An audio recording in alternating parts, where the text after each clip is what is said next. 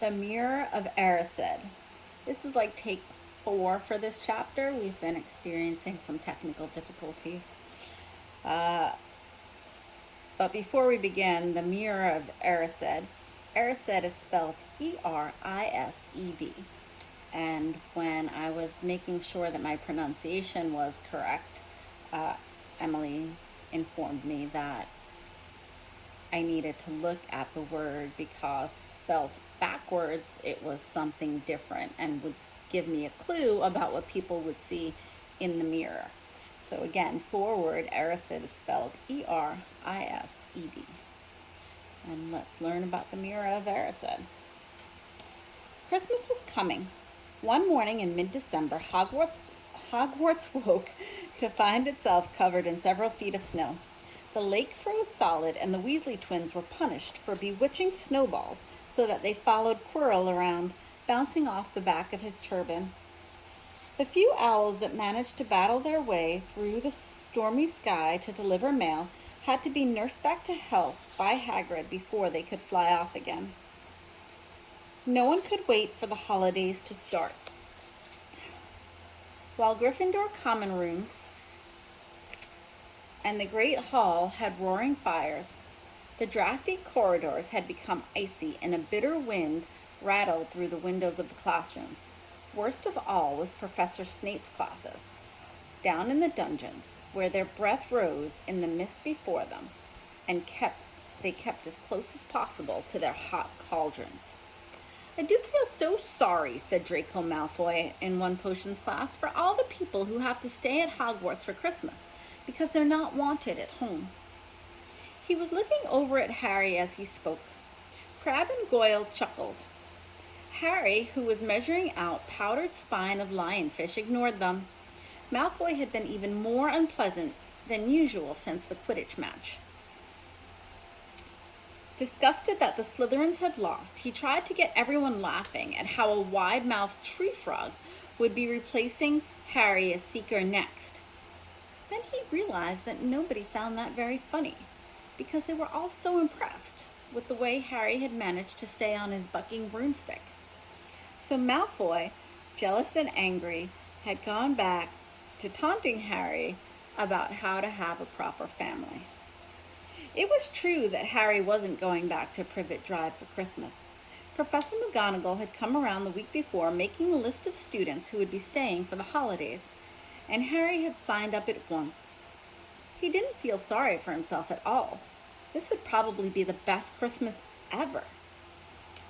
Ron and his brothers were staying too because Mr. and Mrs. Weasley were going to Romania to visit Charlie. When they left the dungeons at the end of potions, they found a large tree blocking the corridor ahead. 2 enormous feet sticking out of the bottom, and a loud puffing sound told them that Hagrid was behind it. Hi, Hagrid. Want any help?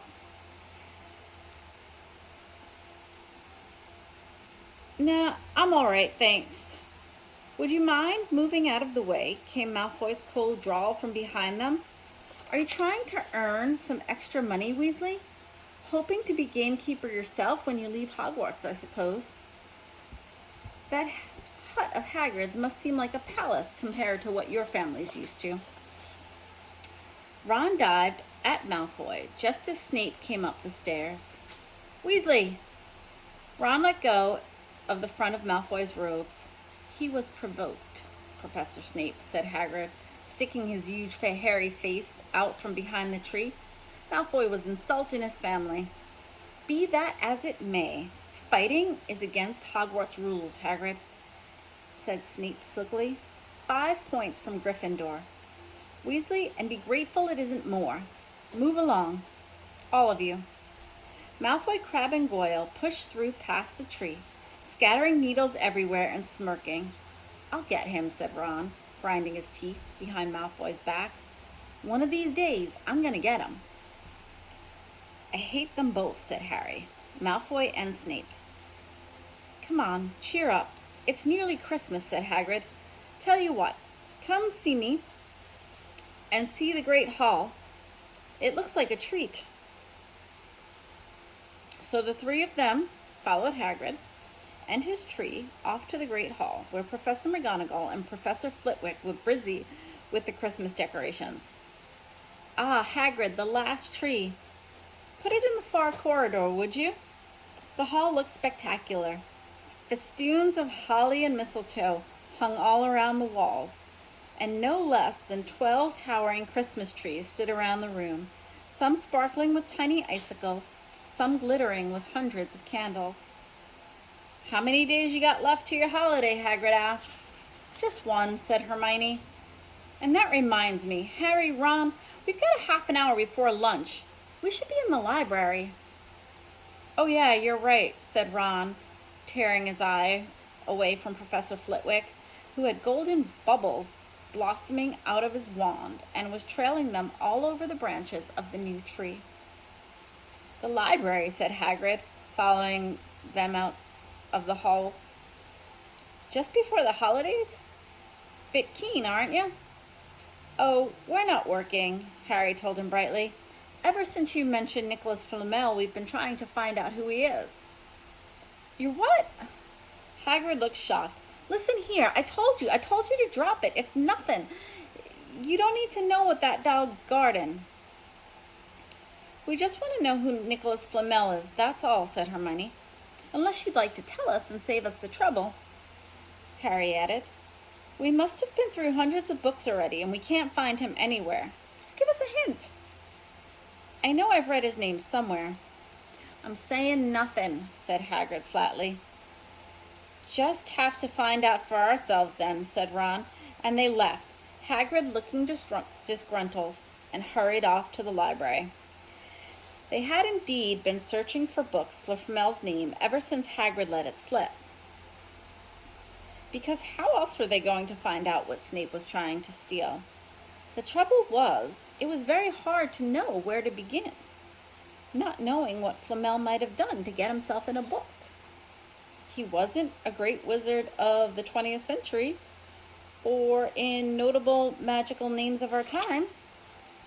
He was missing two from important modern magical discoveries and a study of recent developments in wizardry. And then, of course, there was the sheer size of the library. Tens of thousands of books, thousands of shelves, hundreds of narrow rows. Hermione took out a list of subjects and titles she had decided to search, while Ron strode off down a row of books and started pulling them off the shelves at random. Harry wandered over to the restricted section. He had been wondering for a while if Flamel wasn't somewhere in there. Unfortunately, he needed a special signed note from one of the teachers to look at any of the books in the restricted section, and he knew he'd never get one.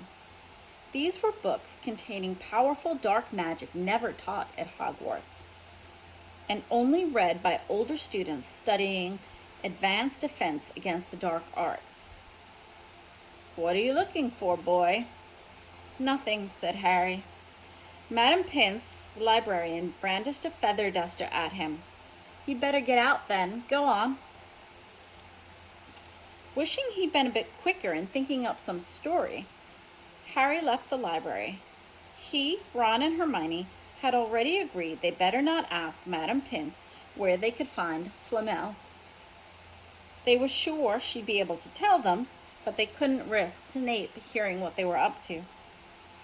Harry waited outside in the corridor to see if the other two had found anything, but he wasn't very hopeful. They had been looking for 2 weeks. But as they only had odd moments between lessons, it wasn't surprising they found nothing. What they really needed was a nice long search without Madam Pince breathing down their necks.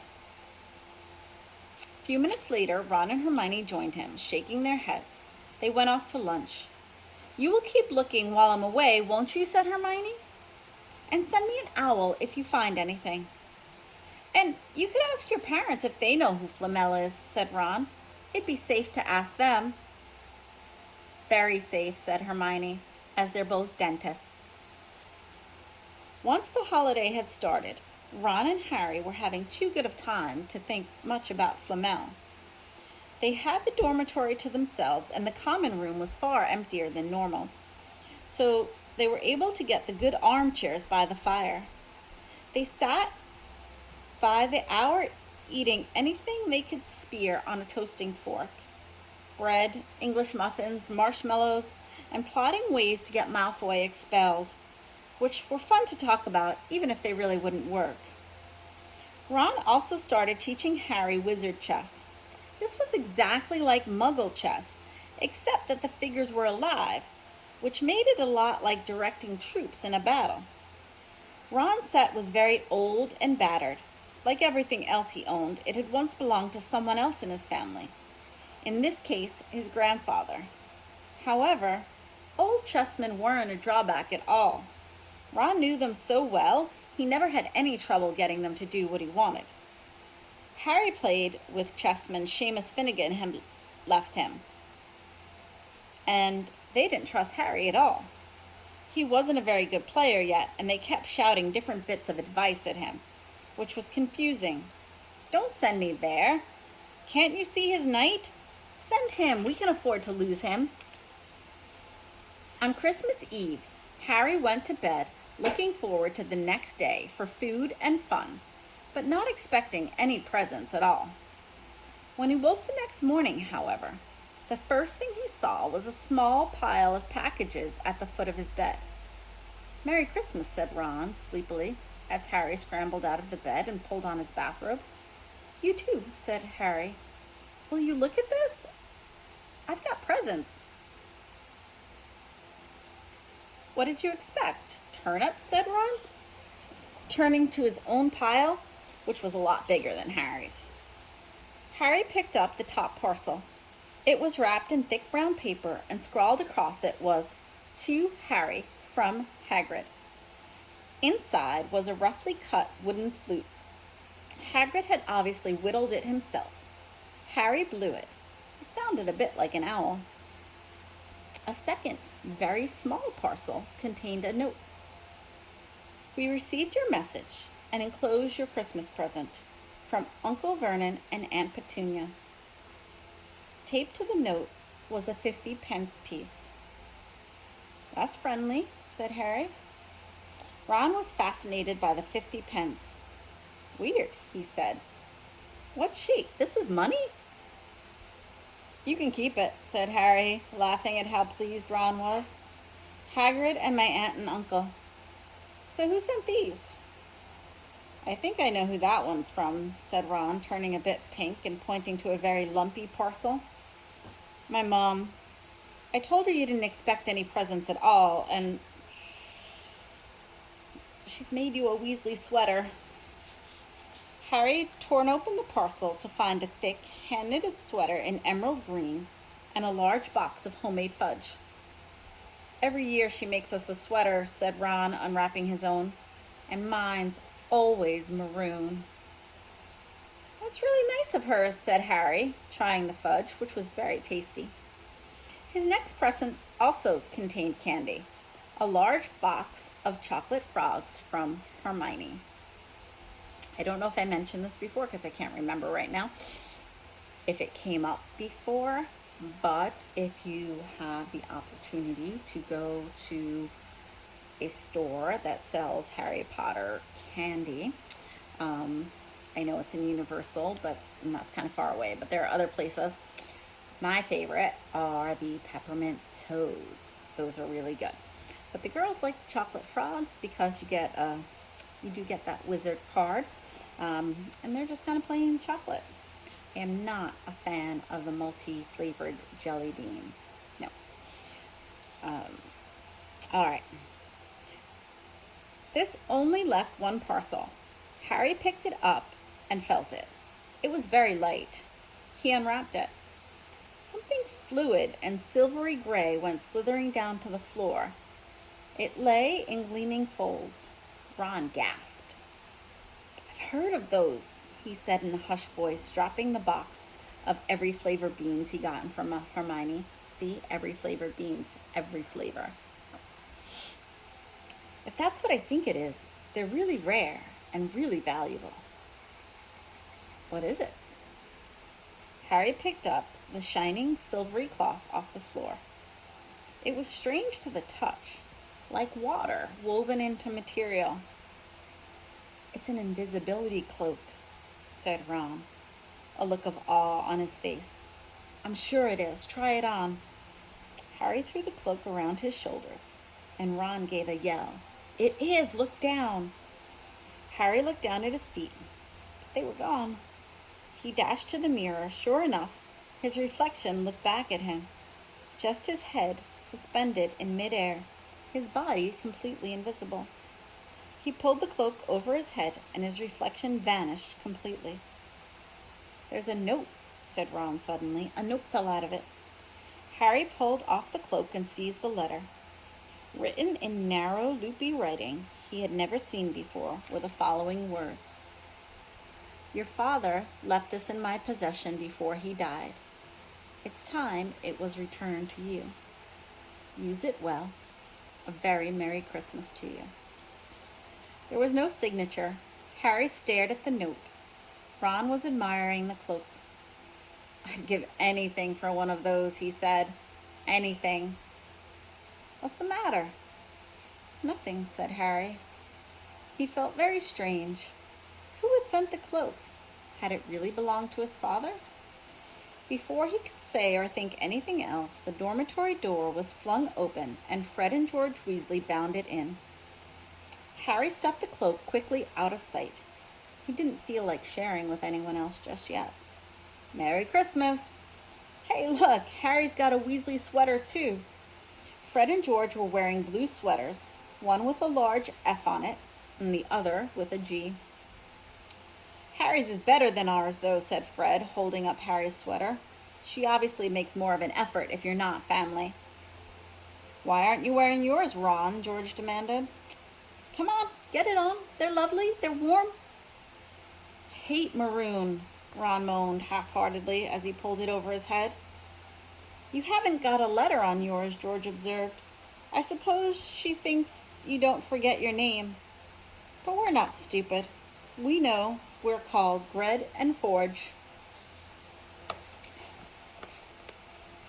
"What's all this noise?" Percy Weasley stuck his head through the door, looking disapproving. He had clearly gotten halfway through unwrapping his presents as he, too, carried a lumpy sweater over his arm, which Fred seized. "P is for prefect." "Get it on, Percy. Come on, we're all wearing ours. Even Harry's got one." I don't want," said Percy thickly as the twins forced the sweater over his head, knocking his glasses askew. "And you're not sitting with the prefects today either," said George. "Christmas time is family time." They frog marched Percy from the room, his arms pinned to his side by his sweater. Harry had never in all his life had such a Christmas dinner. 100 fat roast turkeys, mountains of roast and boiled potatoes, platters of chipolatas, tureens of buttered peas, silver boats of thick rich gravy and cranberry sauce, and stacks of wizard crackers every few feet along the table. These fantastic party favors were nothing like the feeble muggle ones the Dursleys usually brought, with their little plastic toys and their flimsy paper hats inside. Harry pulled a wizard cracker with Fred, and it didn't just bang. It went on like the blast of a cannon and engulfed them all in a cloud of blue smoke, while from the inside exploded a rear admiral's hat and several live white mice. Up at the high table, Dumbledore had swapped his pointed wizard's hat for a flowered bonnet and was chuckling merrily at a joke Professor Flitwick had just read to him. Flaming Christmas puddings followed the turkey. Percy nearly broke his teeth on a silver sickle embedded in his slice.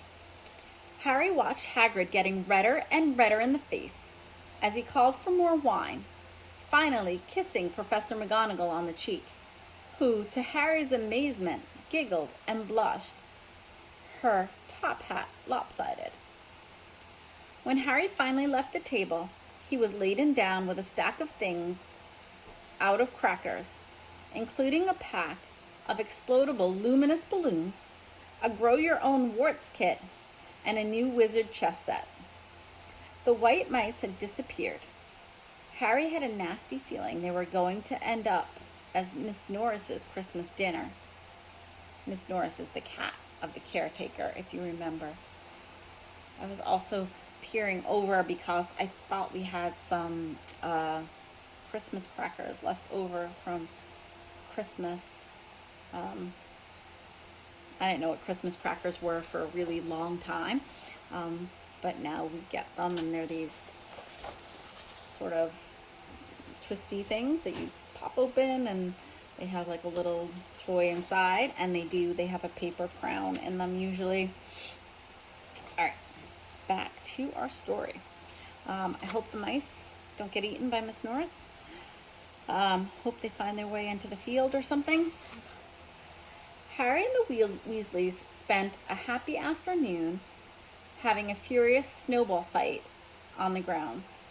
Then, cold, wet, and gasping for breath, they returned to the fire in the Gryffindor common room, where Harry broke in his new chess set by losing spectacularly to Ron. He suspected he wouldn't have lost so badly if Percy hadn't tried to help him so much. After a meal of turkey sandwiches, crumpets, trifle, and a Christmas cake, everyone felt too full and sleepy to do much before bed except sit and watch Percy chase Fred and George all over Gryffindor Tower because they'd stolen his prefect badge. It had been Harry's best Christmas day ever, yet something had been nagging at the back of his mind all day. Not until he climbed into bed was he free to think about it. The invisibility cloak and whoever had sent it. Ron, full of turkey and cake, with nothing mysterious to bother him, fell asleep almost as soon as he'd drawn the curtains out of his four-poster. Harry leaned over the side of his bed and pulled the cloak out from under it. His father's. This had been his father's. He let the material flow over his hands, smoother than silk, light as air.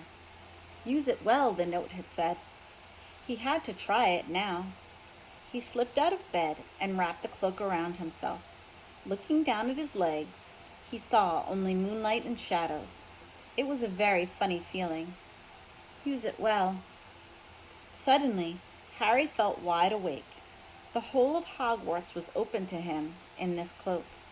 Excitement flooded through him as he stood there in the dark and silence. He could go anywhere, and Filch would never know. Ron grunted in his sleep. Should Harry wake up? Something held him back. His father's cloak. He felt that this time, the first time, he wanted to use it alone. He crept out of the dormitory, down the stairs, across the common room, and climbed in through the portrait hole. Who's there? Squawked the fat lady. Harry said nothing. He walked quickly down the corridor. Where should he go? He stopped, his heart racing, and thought, and then it came to him, the restricted section of the library. He'd be able to read as long as he liked, as long as it took to find out who Flamel was. He set off, drawing the invisibility cloak tight around him as he walked. The library was pitch black and very eerie. Harry lit a lamp to see his way along the rows of books. The lamp looked as if it was floating in midair, and even though Harry could feel his arm was supporting it, the sight of it gave him the creeps. The restricted section was right at the back of the library. Stepping carefully over the rope that separated these books from the rest of the library, he held up the lamp to read the tiles. They didn't tell him much. Their peeling, faded gold letters spelled out words in languages Harry couldn't understand. Some had no titles at all. One book had a dark stain on it that looked horribly like blood. The hairs on the back of Harry's neck prickled. Maybe he was imagining it, maybe not, but he thought he heard a faint whispering coming from the books, as though they knew someone who shouldn't be there was there. He had to start somewhere. Setting the lamp down carefully on the floor, he looked along the bottom shelf for an interesting-looking book. A large black and silver volume caught his eye. He pulled it out with difficulty because it was very, very heavy, and balancing it on his knee, he let it fall open. A piercing, blood-curdling shriek split the silence. The book was screaming. Harry snapped it shut, but the shriek went on and on, one high, unbroken, ear-splitting note. He stumbled backwards and knocked over his lamp, which went out at once. Panicking, he heard footsteps coming from down the corridor outside. Stuffing the shrieking book back on the shelf, he ran for it. He passed Filch in the doorway. Filch's pale, wide eyes looked straight through him, and Harry slipped under Filch's outstretched arms and streaked off, up the corridor, the book shriek still ringing in his ear. He came to a sudden halt in front of a tall suit of armor. He had been so busy getting away from the library he hadn't paid attention to where he was going. Perhaps because it was dark, he didn't recognize where he was at all. This suit of armor was near the kitchens, he knew, but he must be 5 floors above that right now. You asked me to come directly to you, Professor, if anyone was wandering out at night, and somebody's been in the library, restricted section. Harry felt the drain of blood out of his face. Wherever he was, Filch must know a shortcut, because his soft, greasy voice was getting nearer, and to his horror, it was Snape who replied, "The restricted section? Well, they can't be far. We'll catch them." Harry stood rooted to the spot as Filch and Snape came around the corner ahead. They couldn't see him, of course, but it was a narrow corridor, and if they came much nearer, they'd knock right into him. The cloak couldn't stop him from being solid. He backed away as quietly as he could. A door stood ajar to his left. It was his only hope. He squeezed through it, holding his breath, trying not to move, and to his relief, he managed to get inside the room without their noticing anything. They walked straight past, and Harry leaned against the wall, breathing deeply, listening to their footsteps dying away. That had been so close. Very, very close. It was a few seconds before he noticed anything about the room he had hidden. It looked like an unused classroom. The dark shapes of desks and chairs were piled against the walls, and there was an upturned wastebasket. But propped against the wall, facing him, was something that didn't look like it belonged there. Something that looked like somebody had put it there just to keep it out of the way. It was a magnificent mirror, as high as the ceiling, with an ornate gold frame, standing on 2 clawed feet. There was an inscription carved at the top. Eresit stra eru oit ube carfru oit on bosi. All of those things spelled backwards do not spell out something. Not sure what it means. His panic fading now that there was no sound of Filch and Snape, Harry moved nearer to the mirror, wanting to look at himself but see no reflection again. He stepped in front of it. He had to clap his hands to his mouth to stop himself from screaming. He whirled around. His heart was pounding far more furiously than when the book had screamed. For he had not seen only himself in the mirror, but a whole crowd of people standing right behind him. But the room was empty. Breathing very fast, he turned slowly back to the mirror. There he was, reflected in it, white and scared looking, and there, reflected behind him, were at least 10 others. Harry looked over his shoulder, but still no one was there. Or were they all invisible too? Was he in fact in a room full of invisible people, and this mirror's trick was that it reflected them, invisible or not? He looked in the mirror again. A woman standing right behind his reflection was smiling at him and waving. He reached out his hand and felt the air behind him. If she was really there, he'd touch her. Their reflections were so close together, but he only felt air. She and the others existed only in the mirror. She was a very pretty woman. She had dark red hair, and her eyes were just like mine. Harry thought, edging a little bit closer to the glass. Bright green, exactly the same shape. But he noticed she was crying, smiling, but crying at the same time. The tall, thin, black-haired man standing next to her put his arm around her. He wore glasses, and his hair was very untidy. It stuck up in the back, just like Harry's did. Harry was so close to the mirror now that his nose was nearly touching that of his reflection. So we have a woman who has Harry's eyes, and a man who has Harry's hair and glasses. You guys have ideas? I think Harry has the same ideas. "Mom," he whispered.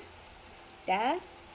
They just looked at him, smiling, and slowly Harry looked into their faces and the faces of the other people in the mirror, and saw other pairs of green eyes like his, other noses like his, even a little old man who looked as though he had Harry's knobby knees. Harry was looking at his family for the first time in his life. So, remember I said the mirror of Erised had you kind of thinking about what Erised was spelt backwards? And Erised spelt backwards is desire. So whatever people see in this mirror is what they desire. And we know that Harry really, really, really wants his family. So that's why he's seeing his family in the mirror. The Potter smiled and waved at Harry, and he stared hungrily back at them, his hands pressed flat against the glass, as though he was hoping to fall right through it and reach them. He had a powerful kind of ache inside him, half joy, half terrible sadness. How long he stood there, he didn't know. The reflections did not fade, and he looked and looked until a distant noise brought him back to his senses. He couldn't stay here. He had to find his way back to bed. He tore his eyes from his mother's face and whispered, "I'll come back," and he hurried from the room. "You could have woken me up," said Ron crossly. "You can come tonight," said Harry. "I'm going back. I want to show you the mirror." "I'd like to see your mom and dad," Ron said eagerly. "And I want to see all your family, all the Weasleys. You'll be able to show me your brothers and everyone." "You can see them any old time," said Ron. "Just come around my house in the summer. Anyway, maybe it only shows dead people. Shame about not finding Flamel, though. Have some bacon or something. Why aren't you eating anything?" Harry couldn't eat. He had seen his parents and would be seeing them again tonight. He had almost forgotten about Flamel. It didn't seem very important anymore. Who cared what a three-headed dog was guarding? What did it matter if Snape stole something, really? "Are you all right?" said Ron. "You look odd." What Harry feared most was that he might not be able to find the mirror room again. With Ron covered in the cloak too, they had to walk much more slowly the next night. They tried retracing Harry's route from the library, wandering around the dark passage for nearly an hour. "I'm freezing," said Ron. "Let's forget it and go back." "No," Harry hissed. I know it's here somewhere. They passed the ghost of a tall witch gliding in the opposite direction, but saw no one else. Just Ron. Just as Ron started moaning that his feet were dead with cold, Harry spotted the suit of armor. It's here. Just here. Yes. They pushed the door open. Harry dropped the cloak from his shoulders and ran to the mirror. There they were. His mother and father beamed at the sight of him. See? Harry whispered. I can't see anything. Look at them all, loads of them. I can only see you, said Ron. Look at it properly. Go on, stand where I am. Harry stepped aside, but with Ron in front of the mirror, he couldn't see his family anymore. Just Ron in his paisley pajamas. Ron, though, was staring transfixed at his image. Look at me, he said. Can you see all your family standing around you? No. I'm alone, but I'm different. I look older, and I'm head boy. What? I am. I'm wearing the badge like Bill used to, and I'm holding the house cup and the Quidditch cup. I'm Quidditch captain, too. Ron tore his eyes away from the splendid sight to look excitedly at Harry. Do you think the mirror shows the future? How can it? My family's dead. Let me have another look. You had it to yourself all night. Give me a bit more time. You're only holding the Quidditch cup. What's interesting about that? I want to see my parents. Don't push me. A sudden noise outside the corridor put an end to their discussion. They hadn't realized how loudly they had been talking. Quick. Ron threw the cloak back over them as the luminous eyes of Mrs. Norris came around the door. Ron and Harry stood quite still, both thinking the same thing. Did the cloak work on cats? After what seemed like an age, she turned and left. This isn't safe. She might have gone to get Filch. I bet she heard us. Come on. And Ron pulled Harry out of the room. The snow still hadn't melted the next morning. Want to play chess, Harry? Said Ron. No. Why don't we go down and visit Hagrid? No, you go. I know what you're thinking about, Harry. That mirror. Don't go back tonight. Why not? I don't know. I've just got a bad feeling about it. And anyway, you've had too many close shaves already. Filch, Snape, and Mrs. Norris are all wandering around. So what if they can't see you? What if they walk right into you? What if you knock something over? You sound like Hermione. I'm serious, Harry. Don't go. But Harry only had one thought in his head, which was to get back in front of that mirror. And Ron wasn't going to stop him. The third night, he found his way much more quickly than before. He was walking so fast that he knew he was making more noise than was wise. But he didn't meet anyone. And there was his mother and his father smiling at him again, and one of his grandfathers nodding happily. Harry sank down to sit on the floor in front of the mirror. There was nothing that was going to stop him from staying here all night with his family. Nothing at all. Except... So, back again, Harry?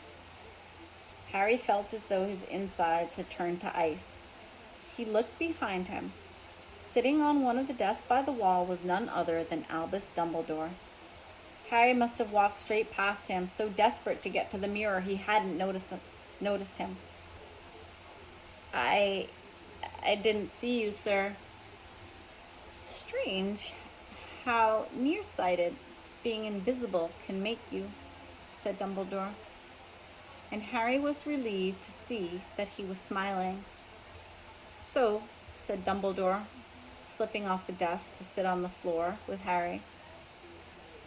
You, like hundreds before you, have discovered the delights of the Mirror of Erised.